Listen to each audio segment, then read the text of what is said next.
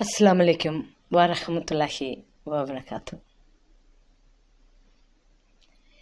ഇസ്ലാം എന്ന അറബി പദം വളരെയേറെ തെറ്റിദ്ധരിക്കപ്പെട്ടിട്ടുള്ളതാണ് നമ്മുടെ സമൂഹത്തിൽ. എന്നാൽ യഥാർത്ഥമായ ഒരു ഇസ്ലാമല്ല ഇപ്പോൾ നിലവിലുള്ളത്. മുഹമ്മദ് നബി പഠിപ്പിച്ച ഇസ്ലാമാണ് നമ്മൾ ഫോളോ ചെയ്യേണ്ടത്.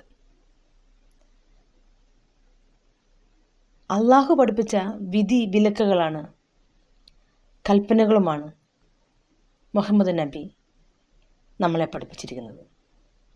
എന്നാൽ എപ്പോഴോ മനുഷ്യനിർമ്മിത കൽപ്പനകളും കർശനമായ വിധിവിലക്കുകളൊക്കെയാണ് ഇപ്പോൾ ഇസ്ലാമിൽ ഉള്ളത്. അത് ഒരുപാട് പേർക്ക് വിഷമം ഉളവാക്കുന്നതുമാണ്. വളരെ കർശനമായിട്ട് മുഹമ്മദ് നബി ഇസ്ലാമിനെ കുറിച്ച് പഠിപ്പിച്ചത് വളരെ ലളിതമായിട്ടാണ്.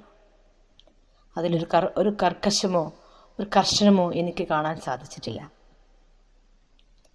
ഇസ്ലാം എന്ന പദം തന്നെ അനുസരണം, സമാധാനം, സമർപ്പണം. സാങ്കേതികമായി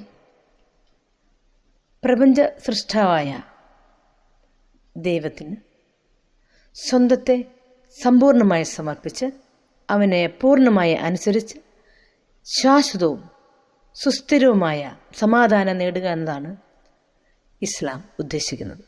മനുഷ്യൻ ആരാധിക്കേണ്ടതും അനുസരിക്കേണ്ടതും കീഴ്പ്പെടേണ്ടതും വഴിപ്പെടേണ്ടതും ഏകനും സർവശക്തനും പ്രപഞ്ചനാഥനുമായ ദൈവത്തോട് മാത്രമായിരിക്കണം. മനുഷ്യജീവിതം മരണത്തോടെ അവസാനിക്കുന്നില്ല. ഈ ലോകം കർമ്മങ്ങളുടെ ഇടമാണ്. അപ്പം ഈ കർമ്മങ്ങളുടെ പ്രതിഫലം നമ്മളുടെ മരണാനന്തരം പരലോകത്ത് വെച്ചാണ് നമുക്കിതിൻ്റെ പ്രതിഫലം കിട്ടുക. ആദിയിൽ മനുഷ്യരെല്ലാം ഒറ്റ സമുദായമായിരുന്നു. പിന്നീട് അവർ ഭിന്നിച്ചുപോയി. ഒരു കുടുംബത്തിൽ നിന്ന് വളർന്ന് വികസിച്ചു വന്ന മാനവ സമൂഹമാണ് ഇന്ന് വിവിധ മത ജാതി വിഭാഗങ്ങളായി കാണപ്പെടുന്നത്.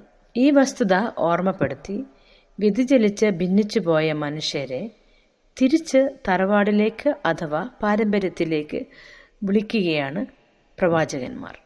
സൃഷ്ടാവായ ദൈവത്തെ അറിഞ്ഞ് അവൻ്റെ വിധിവിലക്കുകൾ അനുസരിച്ച് ജീവിക്കുന്നവനാണ് മുസ്ലിം. ജനനം കൊണ്ട് ഒരുവൻ മുസ്ലിമോ ഹിന്ദുവോ ക്രിസ്ത്യാനിയാകുന്നില്ല. പിന്നെയോ അവൻ്റെ വിശ്വാസവും അവൻ്റെ കർമ്മങ്ങളുമാണ് അവനെ യഥാർത്ഥ മുസ്ലിം ആക്കുന്നത്.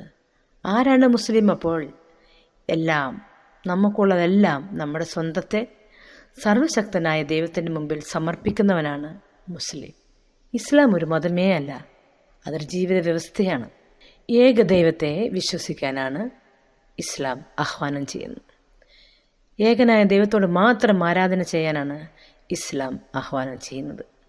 അള്ളാഹു എന്ന നാമത്തിലാണ് ഖുർആൻ ദൈവത്തെ പരിചയപ്പെടുത്തുന്നത്. അള്ളാഹു എന്നത് സർവശക്തനായ ദൈവത്തിൻ്റെ അറബി അർത്ഥമാണ് അള്ളാഹു.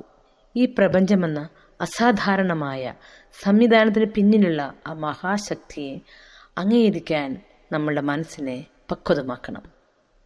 നിലവിലുള്ള എല്ലാ മതഗ്രന്ഥങ്ങളും എടുത്തു നോക്കിയാൽ അവിടെ നമുക്ക് വളരെ വ്യക്തമായിട്ട് ഏകദൈവത്തെക്കുറിച്ച് നമ്മൾക്ക് കാണാൻ കഴിയും. ഇവിടെ ഇപ്പോൾ നമ്മൾ ഖുറാനിലും ഹൈന്ദവ വേദഗ്രന്ഥങ്ങളിലും ബൈബിളിലും ഒരേപോലത്തെ വാക്യങ്ങൾ ഇവിടെ കാണിച്ചു തരാൻ സാധിക്കും.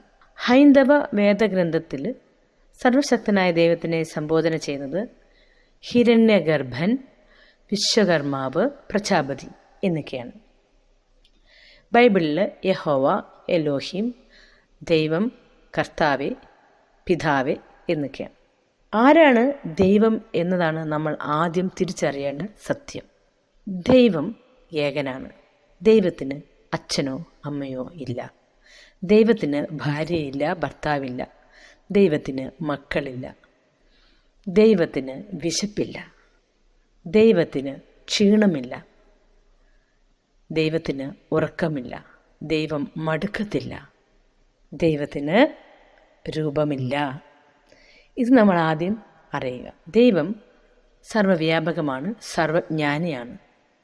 അതിലെല്ലാം ഉപരി ദൈവം നമ്മുടെ ഹൃദയത്തിൽ വസിക്കുന്നു. നമ്മൾ ചിന്തിക്കുന്നതെല്ലാം ദൈവം അറിയുന്നു, ദൈവം കേൾക്കുന്നു. ഇത് നമ്മൾ ആദ്യം മനസ്സിലാക്കിക്കൊള്ളണം.